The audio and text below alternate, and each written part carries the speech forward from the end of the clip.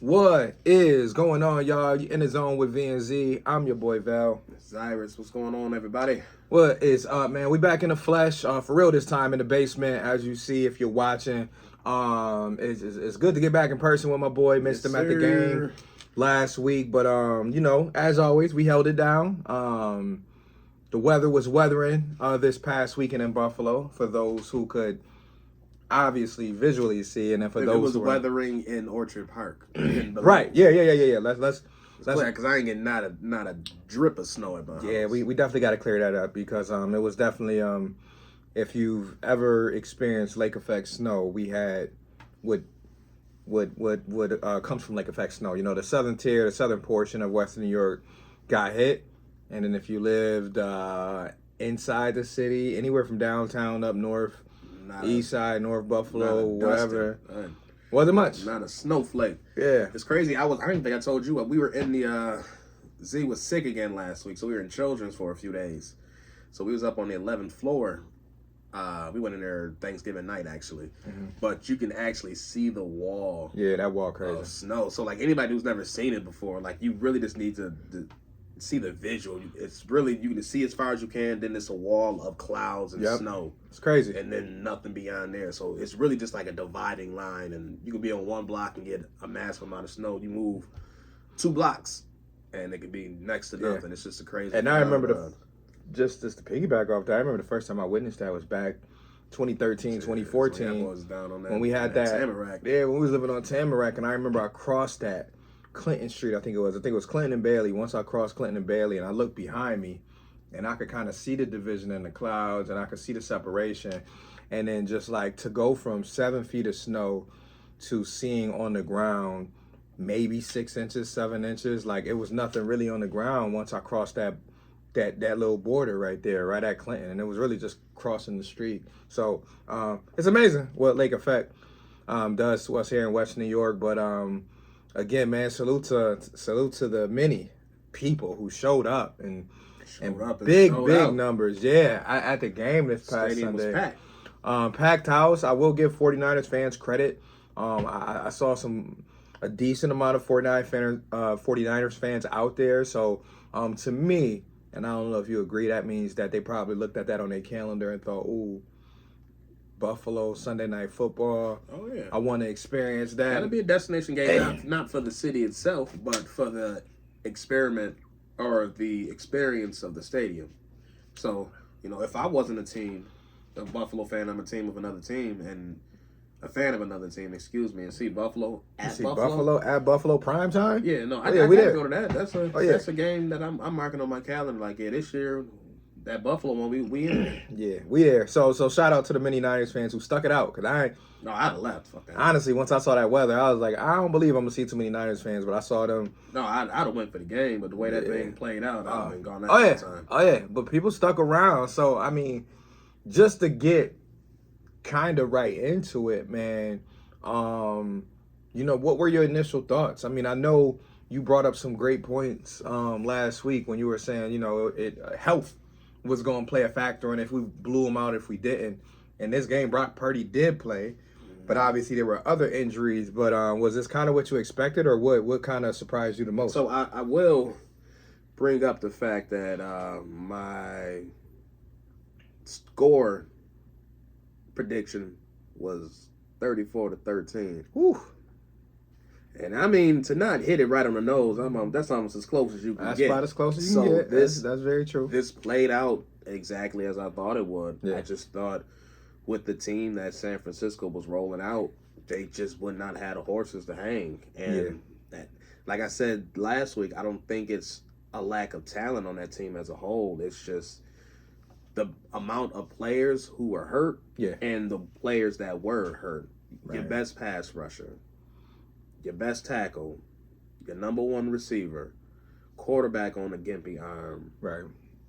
It's just not left guard out, defensive tackle out, like cornerback out. It's too much to overcome on the road, Sunday night, in the cold, in the snow, against one of the best teams in the league. Right. If you're playing against a middle of the road Atlanta, no disrespect to Atlanta, but just someone who's just average. You can overcome that, but when you're playing against the top the upper echelon of the league, it's just too much to overcome. So I expected it to play out this way, and it did.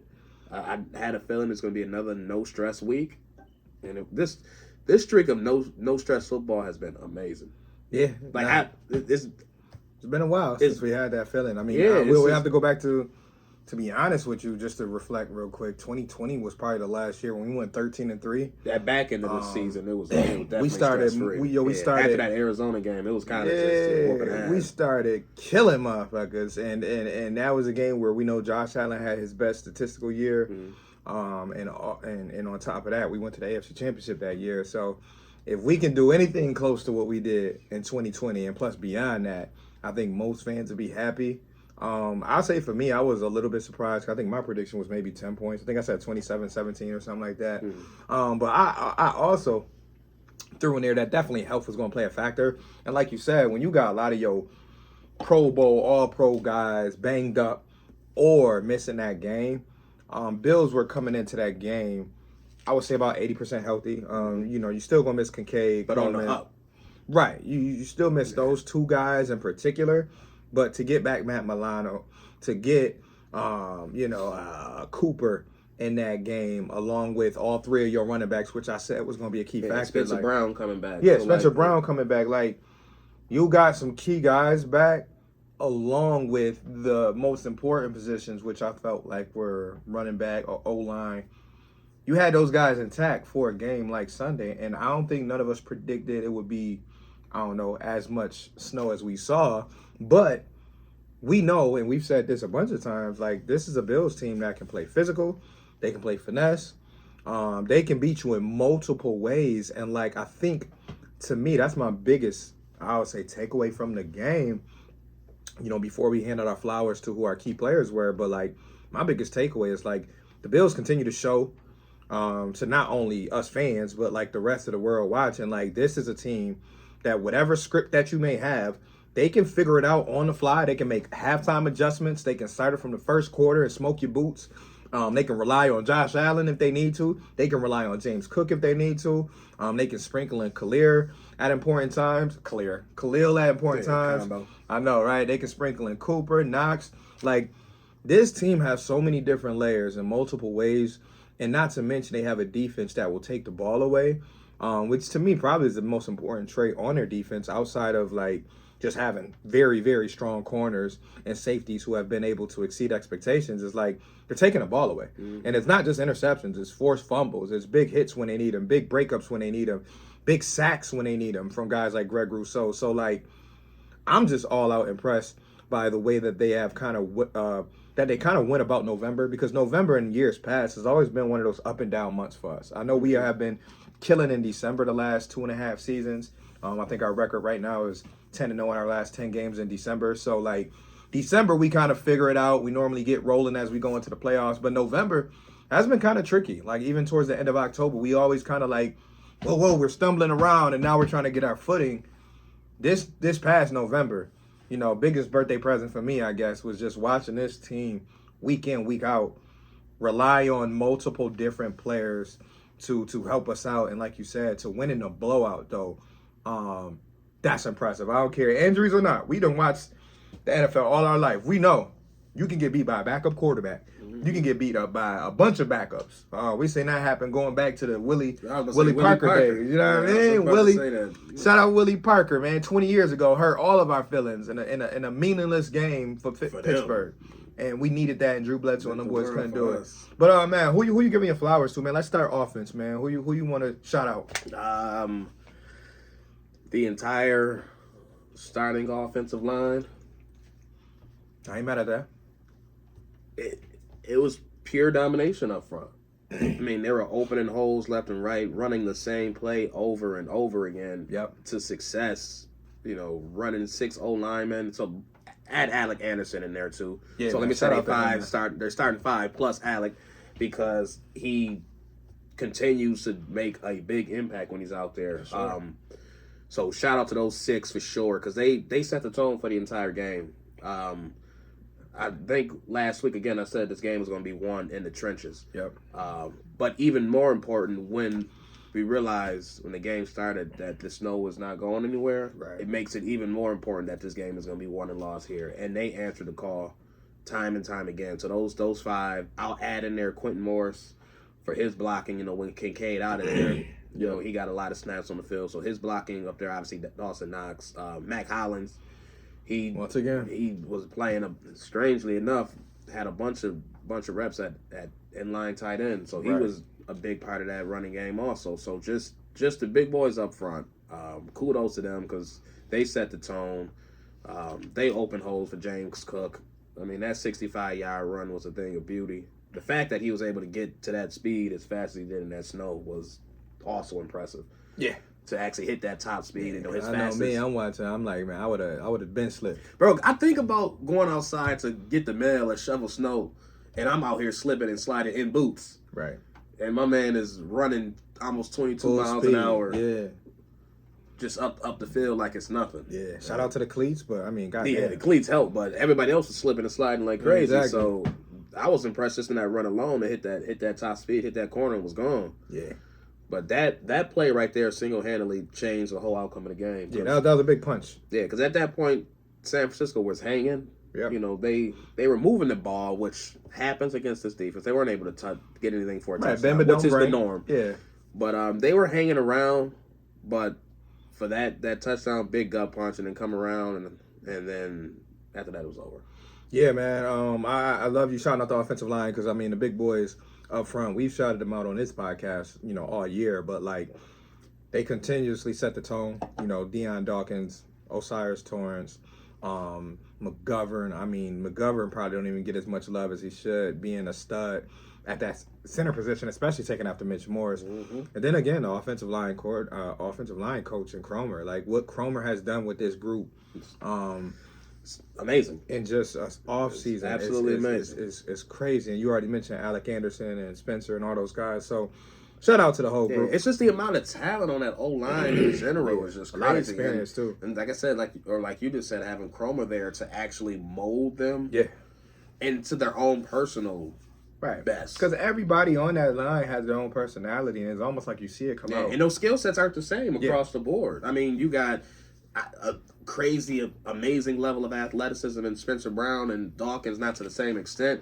but then you have more of a bruiser in Torrance who's more of a grinder, more of a big body, and then, David Edwards kind of the same mold, and then you got in the middle, McGovern was kind of a combination of all, but it all works together. And they open up some massive holes. With Ray Davis running good, Ty Johnson running good, and obviously Cook.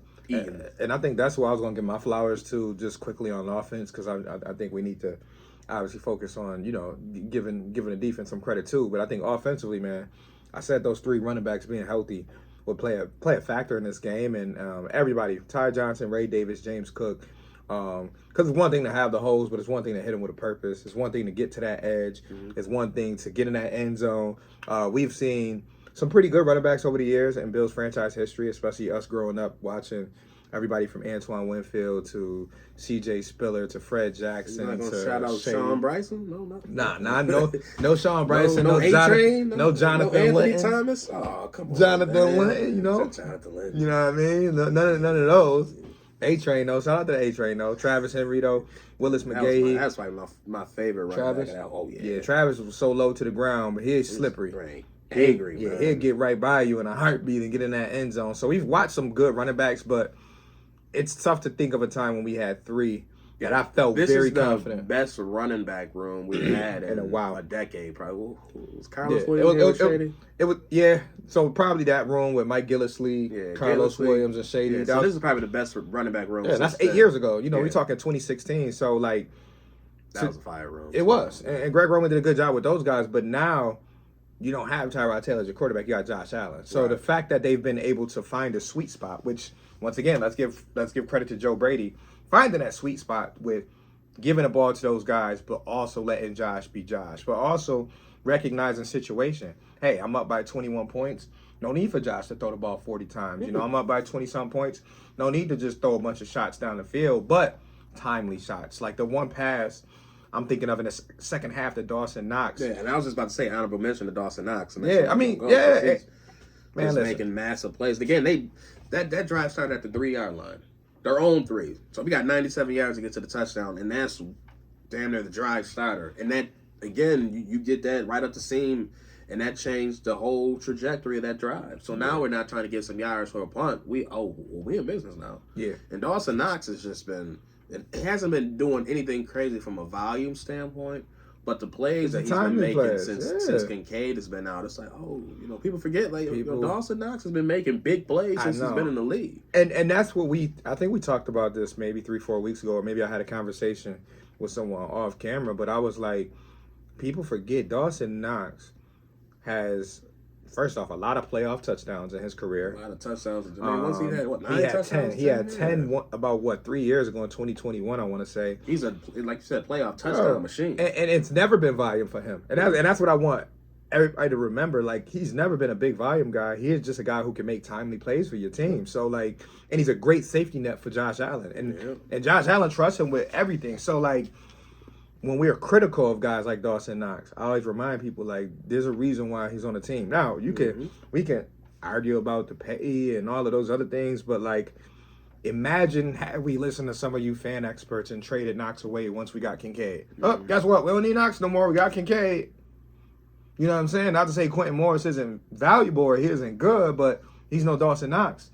Dawson Knox is 6'6", 250, and he can run up the seams and run after the catch, and he can find soft spots in the end zone. Like, he has his own unique talent, and I just got to say shout out to Dawson Knox. But I'm giving my flowers to the running backs because I just felt like every one of those running backs contributed, whether it was blocking, whether it was scoring in the red zone like Ray Davis did, or the burst that we saw from James Cook. I just feel like our running back room probably one of the most underrated rooms in the entire NFL, because I know James Cook is getting a lot of love, for what he's doing. I think over 11 touchdowns or just about 11 touchdowns right now on the season. But I think as a collective, that group, I think Ray Davis got to have like 4 now, at least 3 touchdowns. I think he got, but like, and I think Ty Johnson got like 3 himself. So like, shout out to the running back room, shout out to Dawson Knox, and shout out to 3 touchdowns for Davis now. 3 touchdowns for Davis. So 11 for Cook. 11 for Cook. So we talking 14 with 5 games to go between just two of our running backs. Yeah, Johnson only got 1.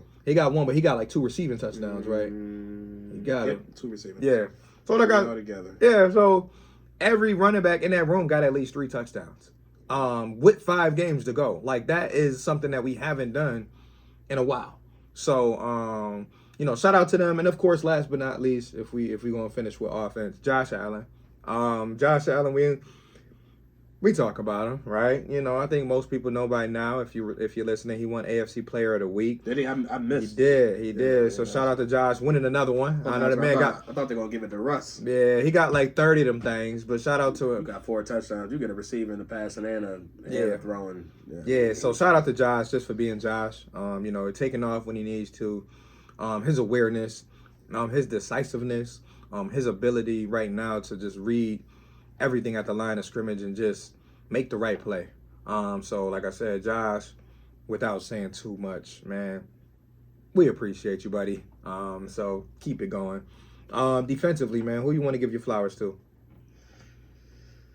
It's a tough one, because it was definitely a team effort on defense. But I have to continue to shout out Taylor Rapp, man. It's just Taylor gang. The timeliness of his big plays. I mean, again, to punch out a ball from Juszczyk at the goal line. Yeah. Again, that touchdown would have kept him in the game. It would have kept this thing, prolonged. But again, he's just making big plays after big plays, and and I think it's even bigger because it was a little bit unexpected. Right. A year in the defense last year where he was mostly a reserve role, coming in 3-year contract, brand new safety tandem that we haven't needed in 8 years, 7 years. Right. So, expectations were probably much lower than we're used to. But for him to not just be a starter, but a meaningful, high level, borderline Pro Bowl level safety. Yeah. It's been massive, and he just keep making plays after plays. So I just got to shout out Taylor Rapp again, just for stepping in and making another big play. Yeah, I'll piggyback off that, and that'll lead me to my transition, of course. But Taylor Rapp, DeMar Hamlin, collectively, have exceeded expectations, which I mentioned almost earlier. had another pick. Right? He got did. A penalty It was a play, penalty, which was a terrible penalty. But I don't even know if you had a chance to see the replay. I didn't get a chance to see the replay, but like, remember, Kittle literally tripped, ran into Hamlin. Like Hamlin is literally backpedaling while Kittle is running through him, and they called a penalty on that. I said, "Oh, that's terrible." Refs gonna be doing some dumb stuff sometimes, but damn, that's a penalty these days. Okay. Yeah, we gotta live with it though, and that's why it's what it is. That's why it's good that you blow teams out now, so you ain't not worried about those ticky-tack fouls. But yeah, DeMar Hamlin, Taylor Rapp, Benford, Rasul. I can't give enough flowers to the whole secondary. Even Cam Lewis. It's really like, yo, pick your poison. Like, whoever you want to pick. Yeah. Them guys from an awareness standpoint, whether it's forcing fumbles, recovering fumbles, breaking up passes, at the line of scrimmage making tackles. Big shout out to the secondary. But I want to quickly transition into the latest news that we got, and I'm sure those who are listening at this point know about it, but Micah Hyde has made his return back to the Buffalo Bills. 23 back, baby. 23 is back. You can run, but you can't hide. He is in the building, practicing this week. Going on the practice squad initially. Yeah. Deion Kane released from the practice squad last night. And so we knew some type of change was coming. We know Dwayne Carter's still on IR, and there's one other player on IR. So which they will have to make a move. Yep, they'll have to make another one. Yep.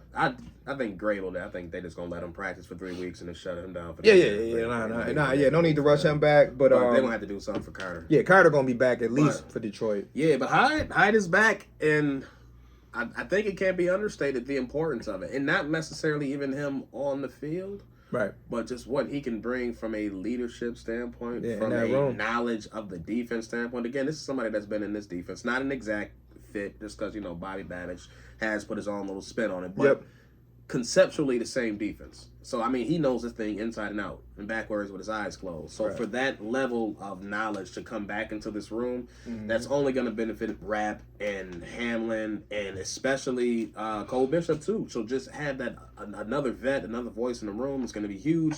And in the unfortunate event that someone does go down, you have someone who's great insurance. capable. You're not hoping and praying. You're not like, well, I hope Cole Bishop ready. I hope Cam Lewis can do it. Nah, you got the ultimate insurance. I don't have to rely on the rookie. Right. I know Cole Bishop will be ready one day, but if I'm in a playoff game and Hamlin goes down, I don't want to have to roll out Cole Bishop. Nah, you mean I can put in 2-3?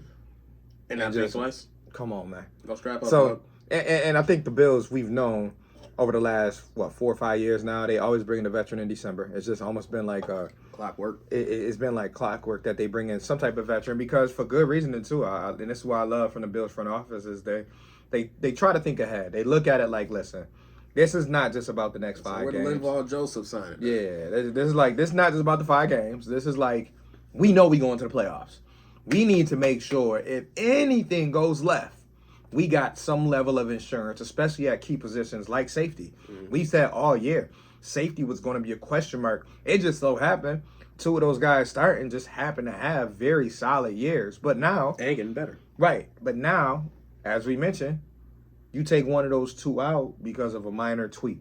This shoulder, this ankle, this leg. Now we're looking at a rookie, or now we're throwing Cam Lewis, into that role, which we know Cam can hold it down. But like, if you need this for multiple weeks or in a big moment, you gonna ask me, am I trusting Cam Lewis or Micah Hyde? I'm going Micah Hyde just because up here, and we know he still got some juice left in there, because guess what? He ain't had to do fresh legs. He ain't had to go through training camp, none of that preseason. I don't have to bumps and bruises. So my man is fresh. Yeah, my man is coming in with all the juice that you can possibly have at his age. I mean, he's only about 32, 33 years old. So, shout out to the Bills for making another smart choice. Like I said, I wasn't the one like some people were like banging the table for him, because I'm just like, if it happens, it happens. If it don't, it don't. DeMar Hamlin, to me, and Taylor Rapp have just done such a solid job where I almost wasn't even thinking about no more safety help. Yeah, I mean, you heard the calls for DeMar to get replaced less and less. Right. Early in the season, they were pretty loud from a lot of folks. And he wasn't doing nothing wrong. He just wasn't making spectacular plays. Right. But a couple interceptions later and more consistent tackling later. I mean, his tackle rate is crazy. Yeah, tackle rate is crazy. He's finding the ball. These guys have just been playing consistently across the board the entire time, and they're giving ultimate. They're giving maximum effort. Yeah, I'll for call sure. it that. And the thing is, like, I think we got so accustomed to the safeties making the big splash plays for so long, but we lead the league in turnovers. So even though those splash plays may not necessarily be coming from Rapp and Hamlin, the defense is still making them, and they're still making their own. I mean, I think they both got at least 2 interceptions. Which ones? Rapp and DeMar? Rapp and Hamlin. Oh, for sure. Yeah. They both got at least 2. They both got at least 2, Yeah, and Rapp might have 3. Yeah, you can check real quick. We'll fact check while we on here. Yeah, Ain't nothing wrong with a little fact check, but no, I mean you said it right, man. The safety play has already been well. It's just a matter of, man, what can we do to make sure we feel extremely confident going into the playoffs, going into these final 4 to 5 games, and whether Micah Hyde steps on that field or not. I look at it as a both nice. have 2. They both got 2. Okay. Man, that's a lot of players with 2 picks. I know we got like 6 players: Marcus Ingram, Taron Johnson, DeMar Hamlin, Austin Johnson, Taylor Rapp, and Terrell Bernard. All got 2. Look at that. Look at that. 2 is the big number. If anybody can get to 3 or 4. Right, so they all lead the team in Austin Johnson lead the team in interceptions. That's funny to say. And Douglas gonna get his. I know. That was my pick for last week. He had another one in his hands though, I know he's itching for one. And the crazy part is, I feel like when Douglas do get one, it's gonna be a pick 6. Yeah, but he's playing good ball, so it's not like he's getting torched. He just great tackling. Balls just ain't falling. Yeah. Well, his hands is letting him down a little bit. Yeah, but just a little bit. He's still doing what he need to do. So he's still playing great ball. Cornerbacks as a whole, this elite. So like even as we transition into the Rams game, coming up against 2 great receivers, I just don't feel fear just because I know what I have on the outside. Oh yeah. It's I got Benford on one side, great I got matchup. Douglas on the other. Yep. And not even mentioning what I have in Taron Johnson. Right. Which You got I don't Taron even have Johnson. to even say it. You got Taron Johnson right there. You got great linebackers who can cover the field with Milano and Bernard. And like you said, that transitions into this matchup. I mean, looking at the Rams on paper, we know they still got Puka. They still got Cooper Kupp in there. I believe the tight end healthy? I don't believe he's hurt. Okay. Is the running back healthy? That's what I need to figure out. Yeah, because he can be. I ain't gonna say he's a dynamic back, but he can be one that you got to make sure that you can't forget about him. Yeah, you got to keep him under wraps. He has his moments when he can definitely be a game changer for sure. Yeah, he's no fucking Saquon Barkley or no damn Kenneth Walker, but you can't just completely, like you said, leave him out your game plan. So, looking at that offense though, from a defensive standpoint, what do you think that key matchup is gonna look like for us? I think this is just do what you do. Like I know that it's not even an answer, but you play defense the way you play defense. Yeah. Like this type of offense for me is a dream matchup for this defense. It's just because they come in wanting to throw the ball, wanting to get the ball to their receivers, wanting to get the ball into their playmakers' hands. And for me in the Bills defense, I'm like, okay, perfect. Because I know who I got on the outside. I know what I have behind me. I know what linebackers can do in the middle of the field. Right. So for me, okay, cool. If that's what you want to do, I'm all on board with you. So you bring your best, we bring our best, and 9 times out of 10, I'm gonna be picking the Bills to win that matchup. Yeah. So for me, it's stick to the structure of your offense. Stop the run with your 5 or 6 in the box like you normally do. Right. And trust the structure of your defense. Again, it's this is a game where the cornerbacks for me are the ones who are gonna be the stars of the show because their best players by far are Puka and Kupp. Sorry, not Cook. Yep. Kupp and Nakua. So they want to get the ball into their playmakers' hands. So Benford, I'm looking for you. Rasul, I'm looking for you. Rasul Douglas. These are the ones where and Taron Johnson also because they can both intertwine in the slot too. So Taron Johnson also. So this is a game I'm looking squarely at the secondary. Yeah, you're going to be the stars of the show. I need to be able to get some pressure up front with the D line. I need Rousseau to be himself because he was a monster last week, even though he didn't have crazy amount of sacks. That's his kind of game. But that's his kind of game, man. The physical specimen that he is. Yeah, Rousseau, he cut the check. Yeah. I know it's a two-way street. I mean, you need him to be able to or be ready to sign too. I mean, his brother just signed with UB, so that's Did he? Yeah, his little brother just committed to signing day. Yeah, signing day. Oh, that's dope. Yeah, that is dope. I saw that this morning, man. So shout out to Greg Rousseau, little brother, Greedy. I think he go by Greedy Rousseau. Got a nice nickname too. I think he played defensive back. So is he out of Florida too? I think so. Yeah, that's fire. Yeah, that's fire, man. Having your big brother. So I think that's gonna be 20 minutes away. I think if Bean is watching the radar, he kind of like. I think we might. We just gotta lay down the paper. Yeah, cut the check because he gonna. The longer this takes, the more expensive he gonna get. And he can get money around the league. Yeah, like I'm saying right now, we not the only ones watching the Bills play. So I know it's some defense. I mean, it's some coordinators like, listen, let me get my hands on him. Yeah, it's $20 million plus a season. You got Baltimore, Pittsburgh, them boys. Let them get their hands on Greg Rousseau. He's deserving of whatever contract he get at this point. Yeah, $20 million.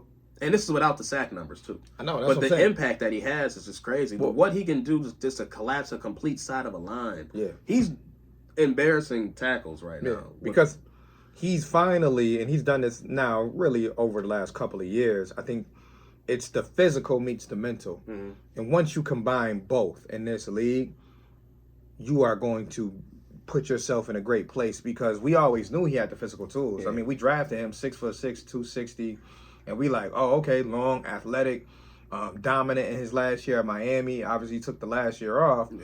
But we were just waiting for, where's the 12, 14 sacks? For me, I think it's been he's learning how to play the position. Right. Because, I mean, to have limited snaps, 1 year of production in college, a couple years of high school, and that's it. Mm-hmm. So, like, he's still – it's not someone that played in college 4 years, 60, 70 snaps a game. No, this guy is still relatively raw. So learning in position, learning how to use his frame, which is a unique skill set that he has. Yeah. So finally putting that together and adding the confidence piece to it, like, he's absolute game changer. But, kind of transitioning back into this week again, opposite side of the ball, Rams got a couple good young pass rushers of their own too, who have been causing some havoc for teams lately. So I definitely feel like that's something that the Bills need to be on alert for. So their tackles need to be on their game. They are a little on the lighter side, very quick, very twitchy, very bendy, but they can cause some trouble out there. Yeah, and that's why I think the Bills on the Bills side of the ball, they got to be balanced. And that's one thing that we know we don't got to worry too much about. But I think with this game now, you removing the elements, right? So we don't have to worry about rain. So this is, to me, a perfect game for a guy like James Cook. Yeah, I was about to say this. We say that every other week because we realize his type of talent is just different. I mean, he's a top 5 running back now in this league. And if you can get this guy the ball, 20 touches a game is not even asking for much no more. I mean, he's normally around 10 to 15 carries. Give him a couple passes, but this is a game where I see James Cook getting at least over 80 yards all-purpose, 100 yards really, if he can break one. But this is a James Cook kind of game. Against that defense, you just need to keep him honest. Because you're right. If you got good young pass rushers, hey, I want to have them pin their ears back and just chase Josh Allen around and make Josh make mistakes. But it's just that this year, teams can't really do that because – Josh is seeing the field so well, and Brady is calling the game so well, where, the minute you ready to pin your ear back, up, hand off to Ray Davis, up, hand off to Cook, up, quick dump pass to Khalil Shakir. So, I'm looking at this game, and even the receivers, I feel like we could see a big game from Cooper. If Keon is activated, we could see him have a monster comeback game just from the standpoint of I don't see a DB on their room that's able to match up with some of our bigger receivers. Just because of how we can spread teams out now is just pick your poison. Matt Hollins has done a great job stepping up. So whether you are trying to check our number 5 or you're trying to keep up with Curtis Samuel moving around, Khalil Shakir still doing his thing, Amari Cooper still hasn't even had an Amari Cooper game yet. So it's going to be something to watch. Something that I'll be focused on is how do they keep them balanced but also still exploit those mismatches, because I really feel like James Cook is due for another big day. But I also feel like this could be a great game in the play action where the wide receivers, they can get towards the middle of the field, make a couple people miss, and make big plays. Because right now, it's hard to see a defense really keeping up with this offense. Like maybe Detroit will have something up their sleeve that we haven't seen when we see them in 2 weeks. But like, I have a hard time believing going from snow to turf that LA Rams defense is going to be able to keep up with our well-balanced offense. I don't know. What you think? I agree with you. This year, Rams have been okay at best defensively. Yeah. Their strength is up front in their pass rushes. But, just like 49ers last week, I just don't think they have the horses. Because, one, the offense that we have right now is so multiple, it's tough to key in on one person. Yeah, man. We don't, when you're playing against the Rams, Cup, Puka. You know these two are the focal point. Right. So my sole purpose is to make sure these two don't beat me. So I'm doing what I can to eliminate these two out of the offense. Right. When you're playing up against the Bills offense right now, it's tough to do that because each week is something different. I mean, last week is a Cook, Davis, Johnson show. The week before that, Khalil Shakir is catching pass all over the place. Before that, Cooper is doing this thing or Kincaid is doing this thing. So, it's very difficult to eliminate one thing when they can win in so many different ways. Right. But for me, this is a week where it looks like the Bills are on the verge of getting even more healthy. I mean, we're starting out this week with Kincaid limited at practice.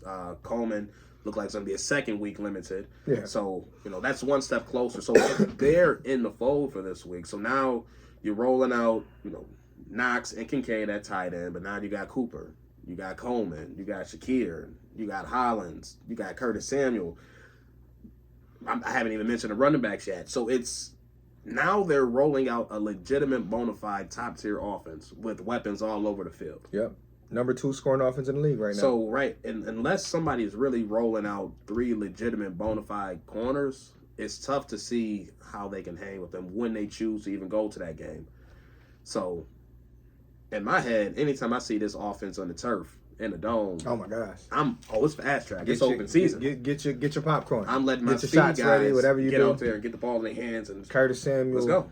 Yeah, and that's what gets me excited, man. Like I'm all for the scenery of the snow games. Not so much for standing out there, but like, this team is built to play anywhere, so I do appreciate that. But if you give me an option, give me that turf. Give me that turf. Give me that fast track. Because right now, the way Josh Allen's seeing the field, the way these receivers are making plays, I'm talking one-hand catches, I'm talking yards after the catch, boxing out, grabbing, red zone screen passes, Curtis Samuel getting touches like James Cook hitting 21, 22 miles per hour in the snow. Which is crazy. Bro, get this team on turf. Yeah. So, and it's back-to-back weeks of this, too. Oh, man. Because it's here then at Detroit. Let's roll. So 2 fast tracks in a row. I'm looking forward to this ball getting to those receivers' hands quick. 40 burgers. And let them boys just go. So you're gonna get me to my next discussion, man. Before I ask for bold predictions, before I ask for a score prediction, man, because you were close, right? You were close on your last one with the bold prediction. Mm-hmm. What's your bold prediction for this game, man? Statistical, either side of the ball. What you got?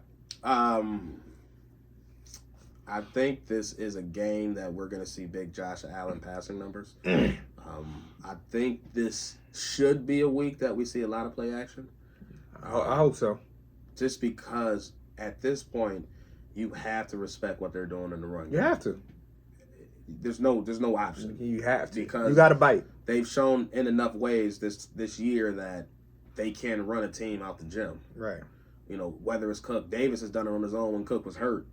So it's not even just the one running back; it's 2 that they've seen, and Johnson is still a capable third. So I think this is a week that we see that passing game be what it could be. So I definitely think this is a game.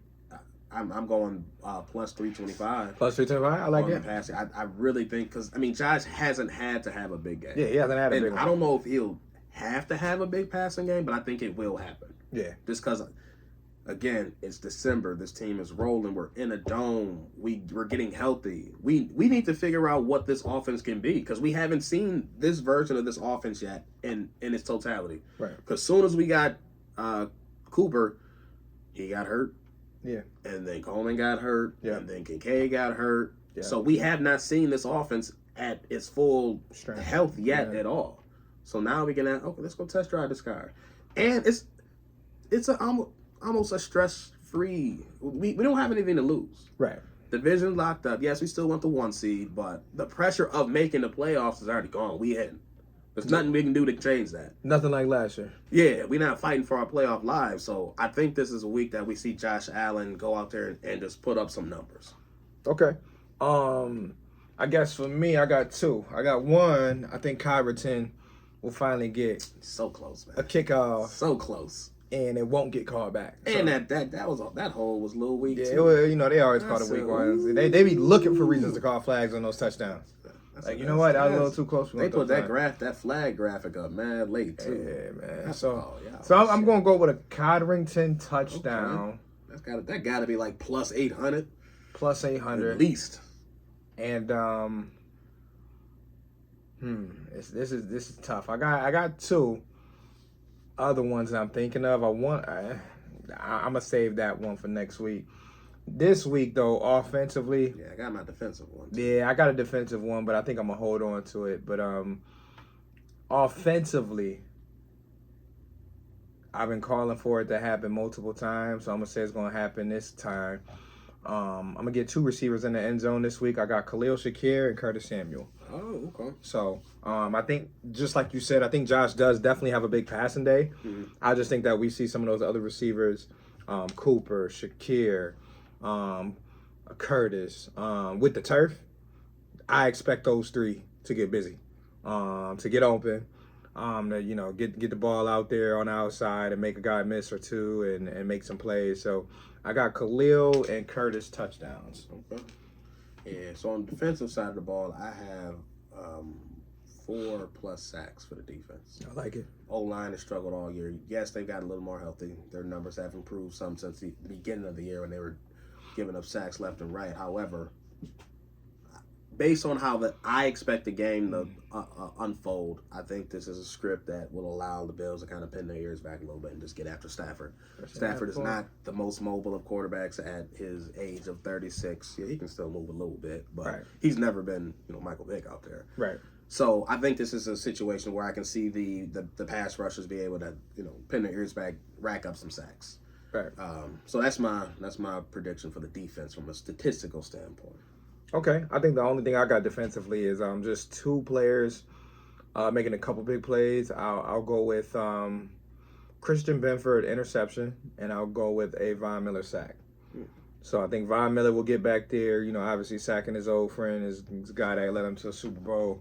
And then I just think Christian Benford right now is due for one. We know Rasul is, but that's the one I'm going to hold on to for another week against Detroit. I think he'll make a big play in that Detroit game. But I got Christian Benford, and I got Von Miller with a sack. Okay, so I'm with that. We'll go with that. So now that we got the statistical predictions out the way, what's your thoughts on your game prediction? Game prediction, it should be, it really should be a blowout. I know I hate going into these games already thinking blowout and stress free because it just becomes like, goddamn, like who do we think we are? But I think the whole nation has already ranked us like number 2 or number 1. So it is what it is. As fans, all I can say before I give this prediction is we got to embrace it. I heard a lot of convos on the radio Monday and Tuesday about just like having those Super Bowl thoughts again. I remember that was a big conversation on the radio 3 years ago, was like, when is it okay to sit back and think about the Super Bowl and if we can win it and what that would look like, what that would feel like. Guys, we in early December. We are not going to jinx our own team by just thinking about the Super Bowl. I'm not on the field. Yeah, we're not on the field. I can do to affect what them boys go out there and you do cannot jinx the team with your thoughts. So if you want to, not that special. If you want to make February plans, or if you want to enjoy what it may be like, or shit, you want to load up on a Bills fit that you might wear in February, you might get that bowl. Like shit, I'm gonna wear that to the Super Bowl party. But I think we win a blowout fashion though. If I had to give a score, I would love a 40 burger. Like if there was any game left on the schedule, I feel like this would be it. Only because the last 3 games to me are division games, and normally they can get a little ugly, a little sloppy sometimes.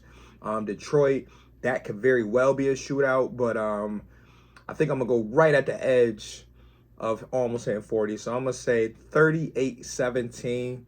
I feel like Rams will be able to get, a couple plays in the passing game going, but I just feel like our corners, man, like the faith that I got in our corners, man, is almost like shades of Nate Clements and Antoine Winfield, where I don't feel like nobody really going to get that busy. Like, will you get a catch or two? Will you get a couple plays? Yes.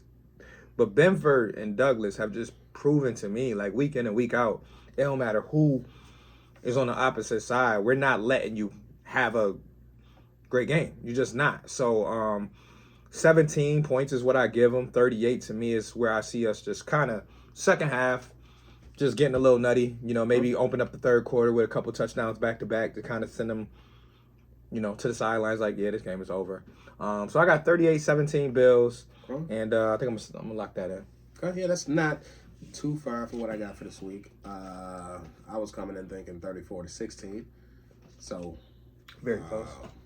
Yeah, it's very close to my prediction of last week, and it's for me. It's just I don't know if the Rams. I don't know if I'm saying I don't believe they have the horses to run against this Bills defense. Right. With the level that they're playing at right now.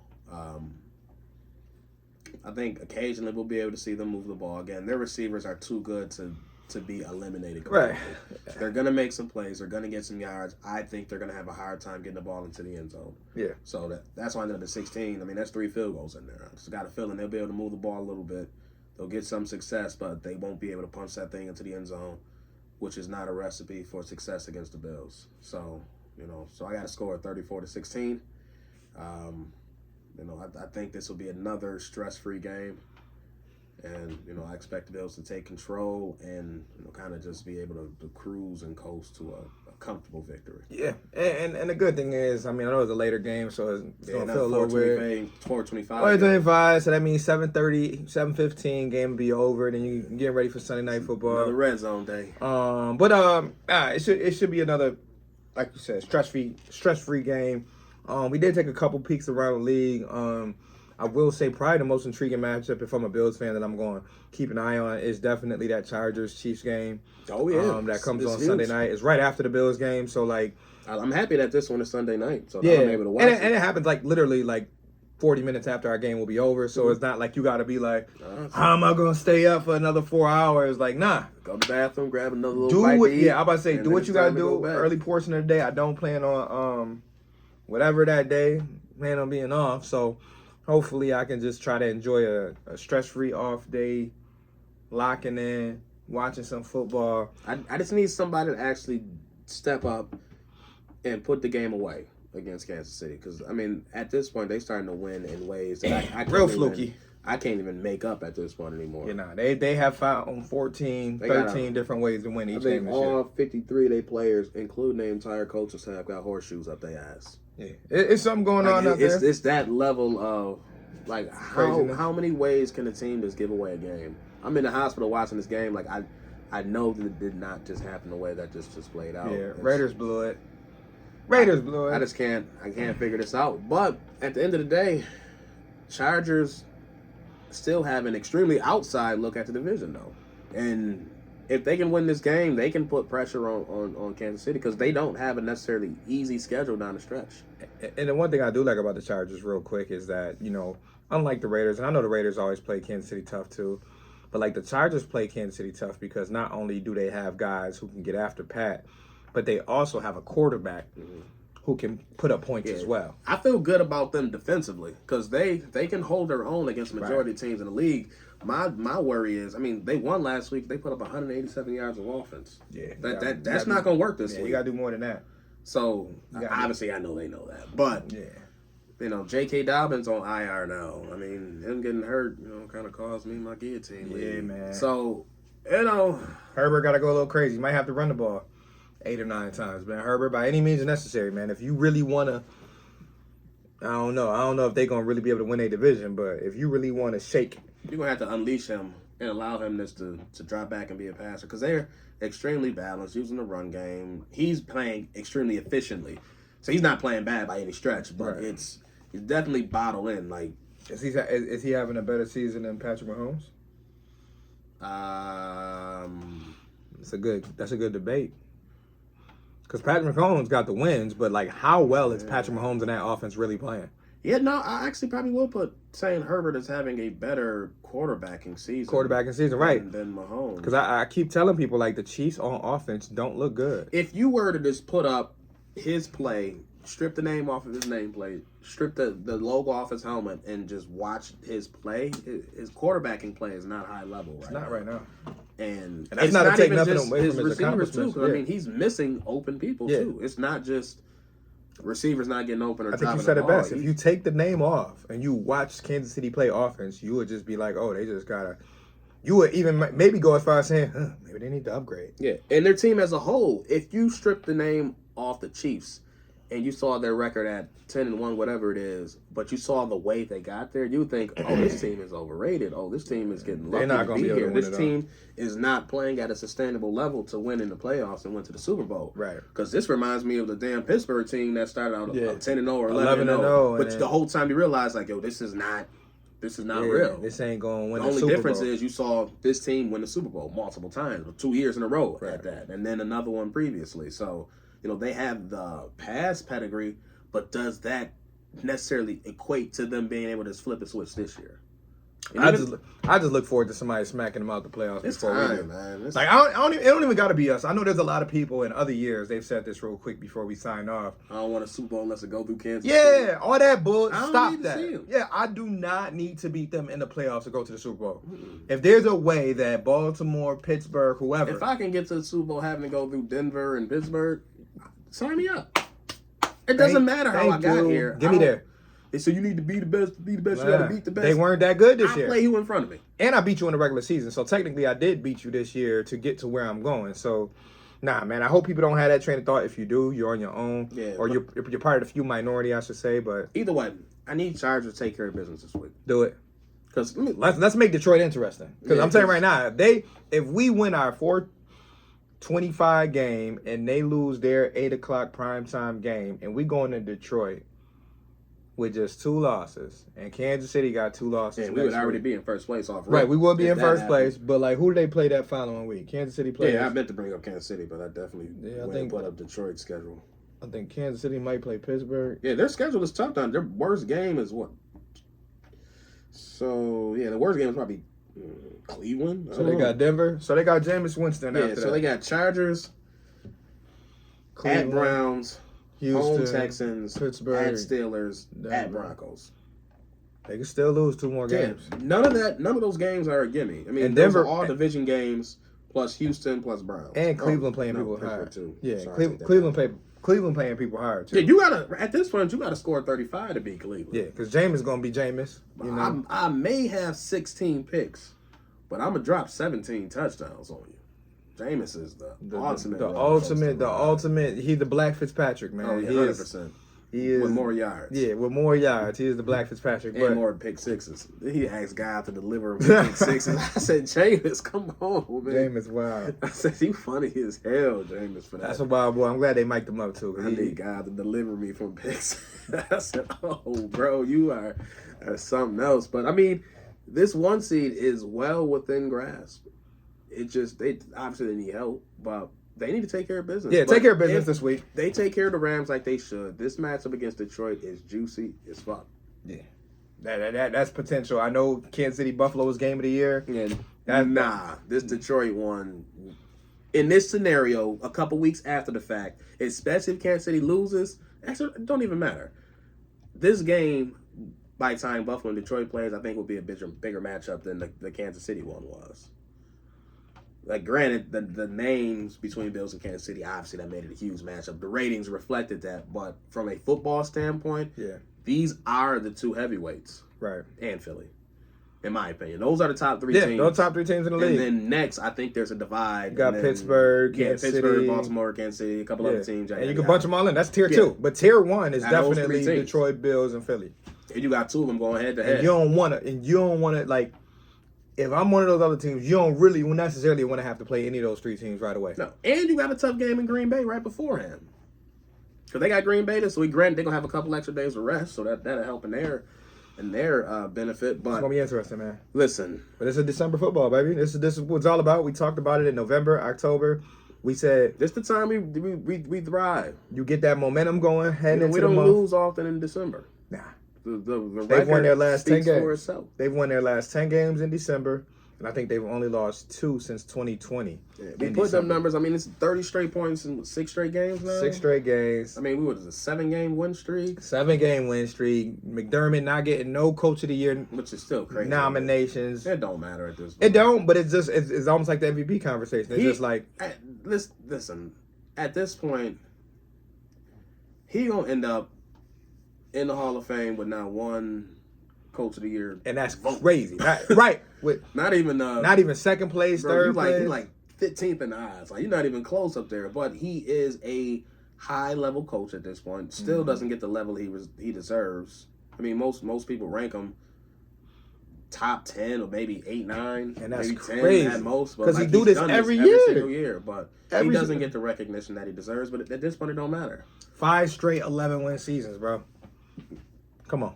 Yeah. Stop it. Yeah. Stop it. But, I mean, here we are.